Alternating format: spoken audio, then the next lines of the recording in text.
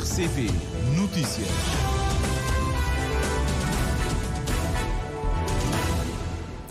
Treze horas em Cabo Verde. Está a começar o Jornal da Tarde da RCV para esta quarta-feira.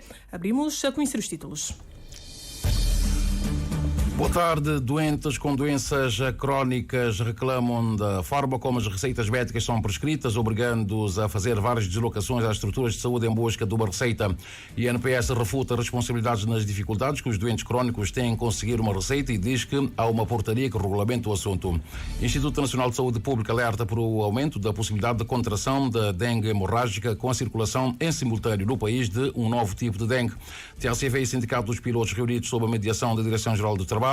Nesse jornal, o resultado do encontro. Candidata Kamala Harris ultrapassa Donald Trump numa sondagem, numa outra, Trump aparece na frente. Dimite-se a diretora dos Serviços Secretos dos Estados Unidos da América na sequência do atentado contra Donald Trump. Desenvolvimento destas e outras notícias para acompanhar neste jornal, numa edição e apresentação de Anatólio Lima. Boa tarde. Amigo ouvinte da Rádio Cabo Verde, muito boa tarde. Em Cabo Verde, pessoas com doenças crónicas enfrentam um desafio constante, a necessidade de adquirir os seus medicamentos essenciais todos os meses. Este sistema tem gerado transtornos consideráveis para muitos, levando-os a questionar porque não podem obter um alargamento de até 6 meses, por exemplo, e porque é que o INPS não cobre todos os medicamentos. A Rádio de Cabo Verde esteve em algumas farmácias para ouvir as dificuldades enfrentadas por essas pessoas e as possíveis soluções para melhorar as suas vidas. Martinho Brito, que sofre de hipertensão, destaca a dificuldade de ter de procurar o médico a cada 2 meses para renovar a receita do seu medicamento. Ele pede por mais controle e uma gestão eficiente dos medicamentos. Eu sofro de pressão arterial alta e, de facto, de 2 em 2 meses eu tenho que andar atrás do médico, ir à consulta ou pedir ao médico que me passe uma receita para poder comprar o medicamento. Eu acho que, de facto, poderíamos sim, havendo controle, porque também não seria bom de bom tom deixar as pessoas com muitos medicamentos em casa, senão fica sem controle. Mas no meu caso, eu acho que poderíamos ter pelo menos 6 meses, 6 em 6 meses, porque é o mesmo medicamento. Martinho Brito destaca ainda a necessidade de se rever a legislação no setor dos medicamentos. Havendo essa preocupação, e eu creio que, eu estou a falar do meu caso, que eu tenho acesso ao medicamento. Mas eu estou a falar também das pessoas que estão, por exemplo, no interior que não têm acesso ao medicamento. Eu sou do interior, eu sei que há pessoas, os meus pais já não são vivos, mas tinham esse problema de 2 em 2 meses para ir ao médico. Então, isso é muito cansado e com velhice, então, veja que isso é. Naturalmente, desde que haja um controle mínimo, para não haver também muita coisa, eu penso que sim, deveríamos fazer sempre um controle, mas ampliar esse tempo é sempre bom. 2 meses é bom. Maria Silva, que sofre de dores da cartilagem, descreve a sua rotina mensal de busca por medicamentos como exaustiva. Ela apela por melhores condições, enfatizando a necessidade de um sistema que facilite o acesso contínuo aos tratamentos. Entendo, tem consulta, os filhos têm pedido cartilagem, a minha consigo conseguir, pois. O ali que está por estrangeiro, nunca tem como, pois. E que é tudo em dificuldade. Gosto de ir a média de má, parece uma turma média em catacha. O entra foto com aquele mídio, assim, aquele que é mais caro, que é não, mas se melhora a memória, por exemplo. Tem que ir a média, embora que não seja aqui com seguros, é ficar trabalhando seguros, não porque 6 contas seguros. Seguros é descontado para girar o curame. Tem que ir a média, se fosse aquilo que nunca terá seguros, porque ele é caro demais. Então, para que desconta seguros? Não vale a pena. José da Cruz, diagnosticado com diabetes, relata que a situação é desgastante. A sua preocupação recai sobre a qualidade dos remédios disponibilizados, ressaltando a importância de um controle para garantir a eficácia dos tratamentos. Alguém está com um remédio ali na praia, para ter dentro escuro caixa de metformina, porque é claro que aquele remédio tem qualidade. Se de outro que tem qualidade, por exemplo, alguém já costuma dar comprimido de 1000 mg que está tomando na Portugal, é muito diferente do que na ideia, por exemplo, aquele que está vindo de Portugal ou de outro coisa, liga desse que está cobrindo nem paracetamol de 1000 mg que faz outro comprimido. Em Cabo Verde, as doenças crónicas, nomeadamente hipertensão arterial, diabetes, obesidade, doenças cardiovasculares, respiratórias e cancros, são responsáveis por 17% das mortes prematuras, segundo o estudo publicado em 2023. Em termos de acesso a medicamentos para tratar essas doenças, as pessoas relatam que a cada 2 meses precisam de se deslocar às farmácias, devido ao facto do sistema em Cabo Verde permitir um estoque máximo de medicamentos para 2 meses, não prolongando para um período maior. Os entrevistados pedem uma mudança do sistema de distribuição de medicamentos em Cabo Verde. É um trabalho assinado pela jornalista estagiária Ani Lopes. E há uma portaria que estabelece as regras de prescrição e dispensa de medicamentos aos doentes crónicos e ou incapacitantes, que têm por objeto dar comunidade ao utente e racionalizar a deslocação às estruturas de saúde, exclusivamente para obtenção de receitas médicas. Se a portaria não está a ser cumprida, não cabe ao INPS responder a esta questão. É a posição do Instituto Nacional da Previdência Social sobre a matéria, quando confrontada pela Rádio Cabo Verde, conforme a Carmelita do Rosário.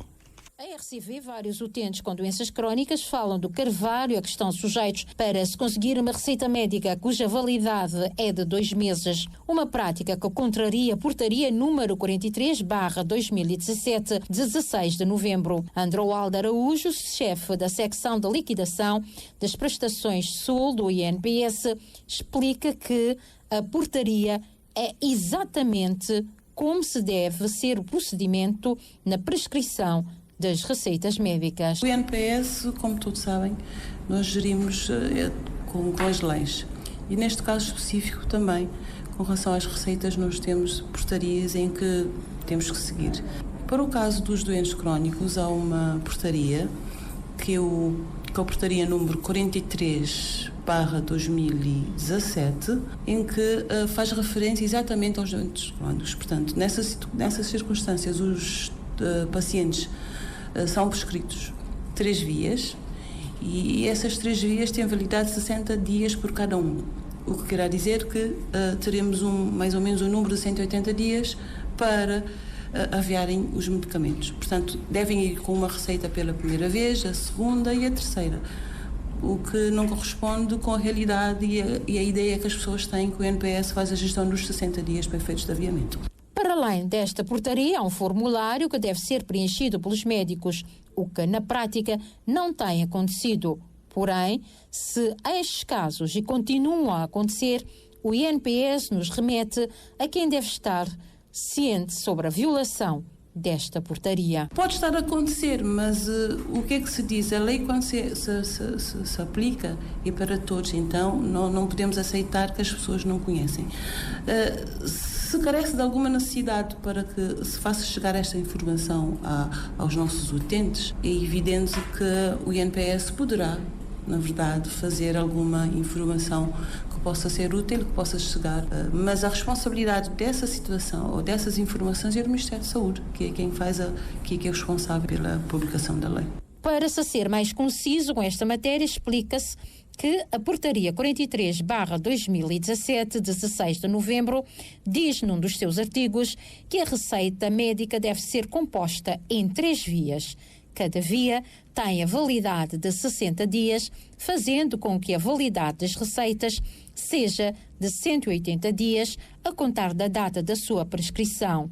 Deve ser aviada uma via por cada vez, respeitando a ordem sequencial. A RCV promete, em outras reportagens, trazer mais informações sobre esta matéria. É o que vamos fazer e amanhã o amigo ouvinte poderá ouvir outras leituras e o que é que se pode fazer para se ultrapassar estes problemas. Já terminou o encontro entre a direção da TACV e o Sindicato dos Pilotos, mediado pela Direção-Geral do Trabalho. Daqui a pouco vamos ter informações dos resultados deste encontro. E Cabo Verde está perante o perigo da circulação simultânea de 2 tipos de dengue, o tipo 3, que chegou ao país há já alguns anos, e o tipo 1, que chegou recentemente ao país, alerta o administrador executivo do Instituto Nacional de Saúde Pública. Ao tipo 3, o mais antigo a circular no país, junta-se a dengue tipo 1, presentes em Santiago, com maior incidência aqui na praia e na Ilha do Fogo, aumentando a probabilidade das pessoas infectadas desenvolverem formas mais graves da doença, ou seja, a dengue hemorrágica. A Ednea Barros tem os pormenores. Registra-se uma ligeira tendência para a diminuição dos casos de dengue em Cabo Verde, mas a taxa de incidência ainda é alta, sobretudo na cidade da Praia e na Ilha do Fogo, impulsionada pelo novo serótipo. dengue tipo 1, conforme o administrador executivo do INSP. Hélio Rocha adverte que a população fica assim exposta a um maior perigo de contrair forma grave da dengue. O perigo está exatamente quando há uma co-infecção, ou seja, quando uma pessoa tem uma infecção, por exemplo, do tipo 3, se recupera e depois tem uma infecção do tipo 1, há uma maior probabilidade, uma maior chance de se desenvolver dengue grave, aquilo que se designa dengue hemorrágica, pode levar ao internamento e a condições de saúde mais precárias e, em último caso, pode levar à morte. Portanto, até algumas semanas estávamos a detectar mais ou menos 10 casos por dia. Pode parecer pouco, mas para a nossa realidade cabo-verdiana não é. E a nossa realidade aqui não é só a realidade em termos numéricos, mas a realidade daquilo que o país pretende. O país pretende um país livre de doenças de transmissão vectorial. O foco da prevenção passa pela eliminação dos criadouros de mosquitos, exigindo a colaboração da população, sublinha Hélio Rocha. Sem mosquito não há dengue. A dengue não consegue ser transmitida de outra forma, não ser via a picada do mosquito. Mas esse trabalho, tanto esse trabalho de informação, de sensibilização e também de atuação diretamente no campo com, portanto, os inseticidas, poderá não servir de nada se as pessoas não colaborarem. Porque, de facto, o mosquito que transmite a dengue, o Aedes aegypti, a maioria das pessoas até o conhece, né? Aquele mosquito preto com as pintas brancas, ele é um mosquito que está ou dentro das nossas casas ou perto das nossas casas. Não é um mosquito que vamos encontrar em regiões mais afastadas.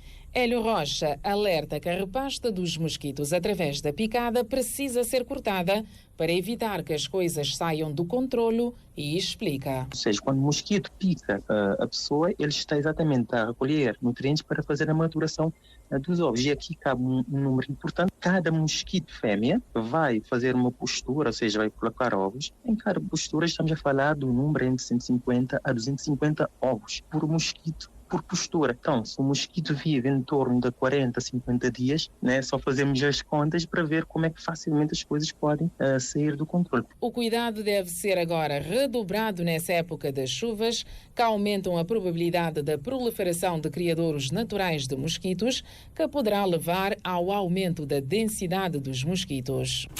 Portanto, todo cuidado é pouco. 13 horas mais 12 minutos, Jornal da Tarde da Rádio de Cabo Verde. Vamos agora em direto à sede da Direção-Geral do Trabalho, onde aconteceu um encontro entre a direção da TACV e o Sindicato dos Pilotos, mediado pela Direção-Geral do Trabalho. Nadi Vaz, muito boa tarde. O encontro terminou a fumo branco, há entendimento entre as partes? Boa tarde, Anatólio. Boa tarde, Cabo Verde. Ainda não. O encontro que começou por volta das 9h20, ainda continua, mas para avançar que dentro de meio-dia e 15 minutos mais ou menos, o PSA da TACV desceu aqui para baixo para atender uma chamada telefónica urgente e questionado sobre as negociações, se há ainda algum resultado provisório, nos avançou que a perspectiva é boa e que possivelmente vão chegar a um entendimento e que deveriam fechar, portanto, um acordo por volta no horário do almoço. Mas só que nós estamos aqui em baixo a aguardar, jornalistas foram impedidos de ficar na Direção-Geral à espera, estamos aqui na sala de espera da Inspeção-Geral, esperando, portanto, que a reunião termine e que saibamos qual é o resultado, se vai haver ou não a suspensão da greve dos pilotos da TACV. Portanto, por hora é tudo que temos para avançar. Mais à frente, na Rádio Cabo Verde, vamos trazer detalhes do encontro. Pois é, Nani, acaba de chegar a informação até o meu dispositivo móvel de que a greve foi suspensa. Isto quer dizer que houve um entendimento entre as partes, ainda não se conhece, eu não conheço particularmente os termos do acordo, mas recebi a informação há instantes que a greve foi suspensa. Pois é a informação que temos neste momento, que a greve foi suspensa, o que pressupõe que houve entendimento entre o Sindicato dos Pilotos e a administração da TACV. Certamente que nos próximos informativos da Rádio de Cabo Verde, o amigo ouvinte terá mais detalhes sobre este acontecimento. A reter é que a greve que deveria acontecer a partir da próxima sexta-feira dos pilotos da TACV, a greve já não vai acontecer porque foi suspensa, tendo em conta o resultado das negociações entre a administração da TACV e o Sindicato dos Pilotos. Pormenores noutros serviços informativos. E nas palavras da secretária-geral da UNTCCS, Joaquina Almeida, a situação laboral é caracterizada pela perda do poder de compra dos cabo-verdianos, manifestações, greves, desemprego e também imigração. Joaquina Almeida não vislumbra dias melhores para o setor laboral no país e culpabiliza grandemente a Inspeção-Geral do Trabalho pela situação reinante no país. A Joana Lopes esteve em conversa com a sindicalista.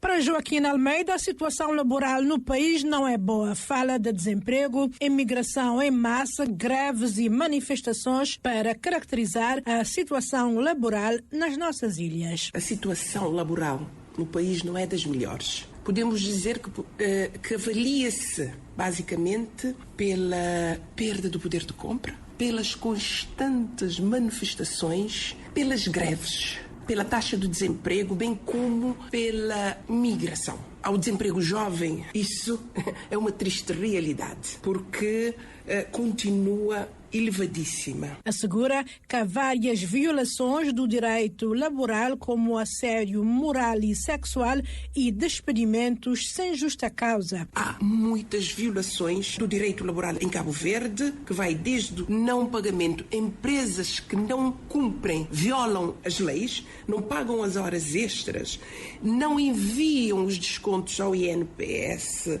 não pagam atempadamente os salários conforme a lei estipula, há despedimentos sem justa causa, assédio sexual e moral no trabalho, enfim, há uma ausência das condições de segurança e saúde laboral, de entre outras violações. A secretária-geral da UNTCCS põe em causa o desempenho da Inspeção-Geral do Trabalho, que na sua ótica é inoperante e responsável grandemente pela precariedade laboral no país. Mesmo havendo o crescimento económico, mas não há aquela repartição para quem efetivamente produz. É nossa preocupação a inatividade e inação da Inspeção-Geral do Trabalho em garantir o cumprimento das leis trabalhistas. A não fiscalização adequada de condições de trabalho nas empresas estatais, instituições estatais, que empregam um grande número de trabalhadores, o não aumento salarial, os 3% que deveriam entrar já desde janeiro deste ano, a resposta insuficiente às denúncias de práticas laborais abusivas. A IGT tem contribuído para a perpetuação das práticas precárias e informais no mercado de trabalho, particularmente no mercado informal. No que toca ao ministro do Trabalho, diz que tem pautado a sua atuação pela falta de diálogo e respeito para com os parceiros sociais, nomeadamente recusando a encontrar-se com a UNTCCS para conversa sobre a situação laboral no país.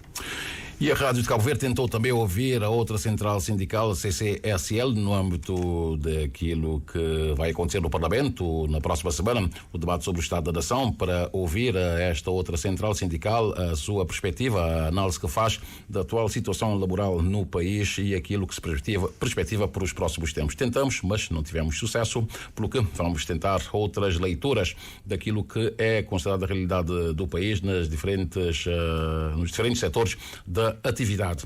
E com uma carteira de investimentos próxima dos 200 mil contos, a Procapital está presente em 5 das 9 ilhas habitadas no país.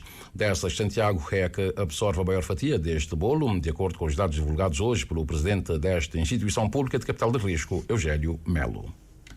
Temos hoje uma carteira de investimento de cerca de 180 mil contos, com investimentos em empresas localizadas em 5 ilhas, desde Santiago, São Vicente, Boa Vista, sem deixar de lado as ilhas mais periféricas como São Nicolau e Bravo. A ilha de Santiago hoje tem um peso de 61% na carteira de investimento. São vários setores em que a Procapital atua, com o do turismo a dominar a carteira de investimentos com quase 40%, conforme explicou Eugênio Melo.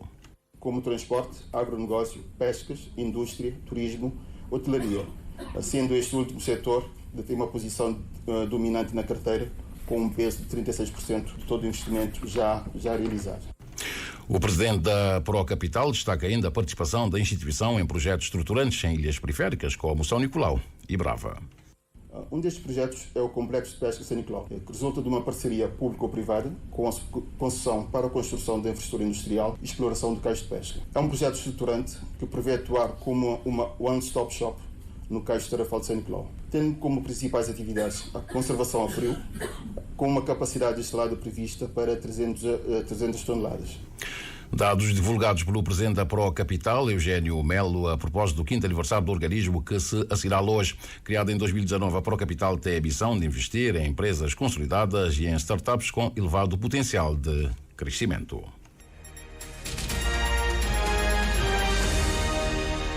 O amigo ouvinte está em sintonia com a Rádio de Cabo Verde, Jornal da Tarde, quando são 13 horas mais 20 minutos. Vamos agora em direto à Ilha do Sal. Moisés Évora, muito boa tarde. Circula nas redes sociais algumas publicações alertarem para um eventual mau tempo na próxima sexta-feira. Por isso, a Rádio de Cabo Verde foi conferir junto ao Instituto Nacional de Meteorologia e Geofísica o que é que há em termos de previsão meteorológica.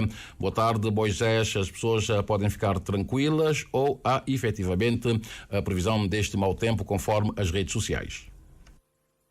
Muito boa tarde para ti, para o auditório da Rádio Pública. Estivemos na sede do Instituto Nacional de Meteorologia e Geofísica e as informações dão conta que está tudo na normalidade.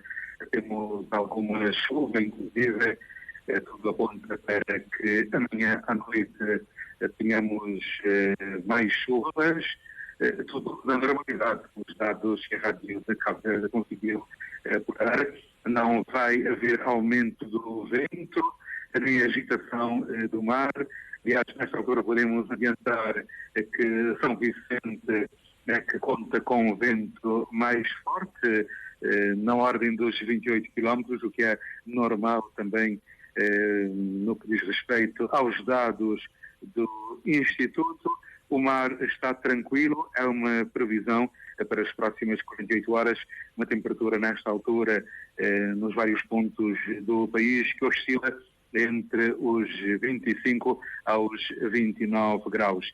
Também no local, mais uma vez, apuramos que é sempre importante as pessoas consultarem o site do Instituto Nacional de Meteorologia e Geofísica, em vez de ficarem a consultar sites internacionais, porque os dados também aqui no país são precisos e importantes. Inclusive, os técnicos fizeram saber à Rádio Pública que qualquer dúvida as pessoas devem contactar, devem telefonar então para o Instituto Nacional de Meteorologia e Geofísica. São dados apurados pela Rádio Pública, Anatólio, dados que avançamos aqui e por este quadro, como já fizemos alusão, as pessoas devem ficar tranquilas porque nada de anormal irá acontecer no nosso país. Repito, são dados do Instituto Nacional de Meteorologia e Geofísica. Muito boa tarde. Moisés, e como há dias foi aqui reportado na Rádio de Cabo Verde, as pessoas devem redobrar os cuidados em relação às redes sociais, porque pode haver o risco de algum pânico, tendo em conta informações que não são fidedignas, informações que não são credíveis, mas que acabam por ter uma disseminação muito grande e caso não haja reconfirmação ou uma checagem diferente, as pessoas podem agir de uma forma descontrolada quando na verdade nada de anormal está previsto. Sim, Anatólio, se eu preciso de um médico, eu devo ir ao hospital, não é? Ou então a uma clínica privada. O que quer dizer é o seguinte, as pessoas devem consultar a quem de direito. E neste caso em apreço, neste caso concreto, o Instituto é uma autoridade nacional. Qualquer dúvida deve ser tirada junto dos técnicos que elaboram 24 horas por dia. Repito, estivemos no local, recebemos esses dados, são aqui fornecidos pela Rádio Pública. É claro que as pessoas também com as redes sociais muitas vezes acreditam em tudo. O mais importante é sabermos que há fontes, vírgula, e há fontes também, não é? Obrigado, Moisés Évora. 13 horas mais 24 minutos. E por falar em informações fidedignas, a Polícia Nacional apreendeu ontem, durante uma operação de desconsolidação de um contentor no Porto da Praia, proveniente de Lisboa, a apreensão de um veículo automóvel no qual se encontravam 585 munições de arma de fogo de cano longo de calibres 12 e 36, normalmente utilizados em armas de fabrico artesanal conhecido por Boca Bédio. As referidas munições apreendidas foram encontradas dissimuladas nas partes laterais e fundo comando da referida viatura de tipo comercial que fazia parte da carga do contentor. Na sequência da operação, escreve um comunicado da Polícia Nacional, um indivíduo do sexo masculino de 48 anos de idade, de origem cabo-verdiana, com nacionalidade portuguesa e residente da Suíça e em Cabo Verde, foi detido pelo crime de tráfico internacional de armas e será apresentado às autoridades judiciais nas próximas horas para efeitos de aplicação da medida de coação. Desde janeiro até a presente data, a Polícia Nacional já apreendeu um total de 1.575 munições no Porto da Praia, importadas ilegalmente da Europa. Abrimos a nossa página internacional com notícias vindas dos Estados Unidos da América. A vice-presidente dos Estados Unidos da América, Kamala Harris, ultrapassa o republicano Donald Trump numa sondagem de intenções de voto divulgadas ontem, uma das primeiras desde que Joe Biden se retirou da disputa para a reeleição. Kamala Harris aparece com 44% das preferências, uma vantagem de 2 pontos sobre Donald Trump, que tem 42%, segundo uma sondagem da Reuters Ipsos realizada 2 dias após a desistência de Biden. Na semana anterior, Kamala Harris e Trump estavam empatados com 44%. O desempenho da vice-presidente nas sondagens, beneficiado pelo entusiasmo causado pela mudança da campanha democrata, indica que ela neutralizou o impulso geralmente recebido pelos indicados dos dias seguintes à sua nomeação oficial pelo partido, o que foi o caso de Donald Trump. Já numa outra sondagem da PBS News, NPR Marist, foi feita ontem, Donald Trump supera Kamala Harris por 1 ponto percentual, com 46% e 9% de indecisos. Segundo o inquérito, 87% dos norte-americanos consideram correta a decisão de Joe Biden de abandonar a campanha. Para 41%, a atitude do presidente aumenta as hipóteses de vitória dos democratas e 24% disseram que diminui. Outros 34% opinaram que não faz a diferença. E a diretora dos Serviços Secretos dos Estados Unidos da América demite-se na sequência do atentado contra o candidato Donald Trump. Kimberly Chettle demitiu-se após ter assumido perante o Congresso total responsabilidade pelas falhas de segurança num atentado contra o ex-presidente Donald Trump. A diretora desempenhava as funções desde agosto de 2022 e enfrentava uma pressão crescente para se demitir quando decorrem investigações sobre a forma como o atirador conseguiu chegar tão perto do candidato presidencial republicano num comício de campanha ao ar livre na Pensilvânia. É pouco provável que a saída da então diretora dos Serviços Secretos ponha fim ao escrutínio público da Agência Federal após as falhas assumidas nos acontecimentos do passado dia 13 de julho, data da tentativa de assassinato do republicano Donald Trump. Congressistas republicanos e democratas prometeram a continuação da investigação sobre o atentado, juntamente com uma investigação do Procurador-Geral e de uma investigação independente e bipartidária iniciada a pedido do presidente Joe Biden, processo que irão manter a agência do centro das atenções. Joe Biden prometeu hoje chegar ao fundo na investigação à tentativa de assassinato de Donald Trump. E o primeiro-ministro britânico Keir Starmer enfrentou ontem a sua primeira rebelião no Parlamento quando diversos parlamentares do seu próprio Partido Trabalhista votaram contra o governo por conta da sua recusa de abolir o limite de pagamento de benefícios sociais a apenas 2 crianças por família. A revolta pode ser um sinal de que Starmer não terá tranquilidade, apesar da vitória histórica dos trabalhistas na eleição do início deste mês. Com a maioria trabalhista do Parlamento não havia possibilidade de derrota na votação, mas a oposição interna mostra que a esperança do primeiro-ministro britânico de liderar um partido unido e disciplinado tem limites. 7 parlamentares trabalhistas votaram a favor de uma moção demandando ao governo o fim imediato do limite de 2 crianças por família, o que impede o país de conseguir benefícios sociais, os pais, aliás, de conseguir benefícios sociais para mais do que 2 crianças. Nenhum voto foi registrado por outros 42 parlamentares trabalhistas, o que significa que outros podem ter optado pela abstenção. E os 5 grandes laboratórios de análises clínicas em Portugal e a associação que os representa foram condenados pela Autoridade da Concorrência a pagar quase 49 bilhões de euros de multas. A Associação Nacional dos Laboratórios já reagiu à decisão, classificando a decisão da concorrência de um grave atentado à justiça. A Autoridade da Concorrência concluiu que os laboratórios agiram em cartel, ou seja, concertaram posições para a fixação de preços e a repartição do mercado de análises, sobretudo durante a pandemia e com os testes sobre a Covid-19. Na decisão a que a SIC teve acesso, a Autoridade da Concorrência de Portugal elenca centenas de e-mails apreendidos durante as buscas para provar, aliás, que os grupos laboratoriais chegaram a combinar um boicote em resposta à pretensão do governo em baixar os preços. Os laboratórios poderão ainda recorrer da decisão para o Tribunal da Concorrência. Já temos 13 horas mais 29 minutos, como habitual no final deste jornal. Vamos ver agora como é que está O movimento aéreo e marítimo do arquipélago. Em instantes chegou um aparelho da TACV ao Aeroporto Internacional Cesário Évora em São Vicente. Já partiu da praia a aeronave da TAP que vai em direção ao aeroporto de Lisboa. Deve chegar no aeroporto de Lisboa, só fazer aqui a atualização. Este aparelho da TAP deve chegar na capital portuguesa às 6h38 e de São Vicente partiu também o aparelho da TAP que também vai para Lisboa com chegada prevista às 6h12. Prestes a aterrar na Boa Vista está neste momento um aparelho da TUI que vem de Birmingham e deve aterrar dentro de sensivelmente 2 minutinhos. Para Boa Vista deve ir um outro aparelho, é da Neus, que vem de Roba, com chegada prevista às 2h15. Da praia partiu para a Ilha do Sal um voo, é da Air Senegal, é um voo mesmo da Air Senegal e deve estar prestes a aterrar aí no Aeroporto Internacional Amílcar Cabral, na Ilha do Sal, para onde deve chegar daqui a pouco um aparelho da TUI que vem de Dakar e que vai em direção então aos Pargos. Pela via marítima temos neste momento um fraco movimento. O Dom Tututa chegou há instantes no porto de Tarrafal em São Nicolau e pelo sul o que é que temos? Neste momento temos o Criolla que está no porto inglês na Ilha do Baio. Falamos agora do movimento das marés, bem como que nos dizem as tabelas celulares em relação aos melhores momentos para a pesca, para além de outras informações.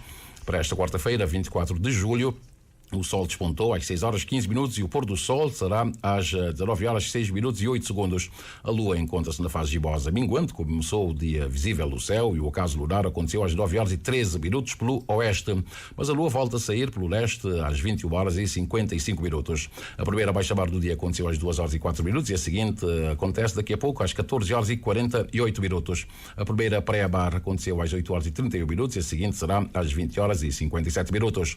E os dados apontam que hoje não é um bom dia para pescar, não obstante, caso queira mesmo assim ir tentar, vá das 14h34 até às 16h34.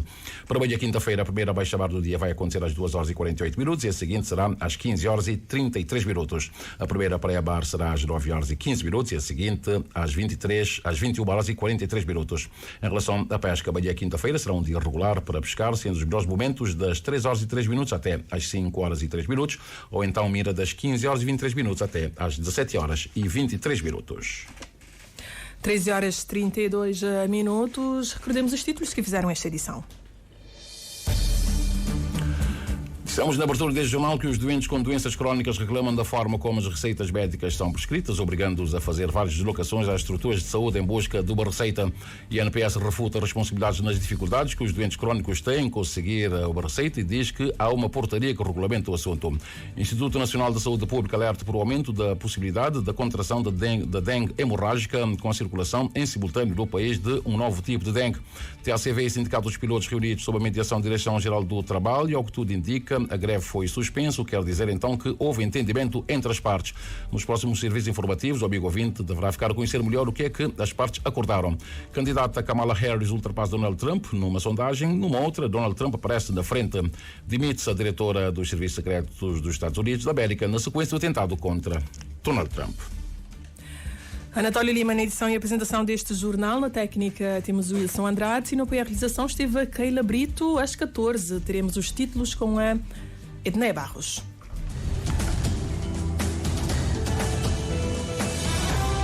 Mais informações em www.rtc.cv e na aplicação RTC Mobile. RCV, o rigor da notícia e o melhor da informação a cada hora.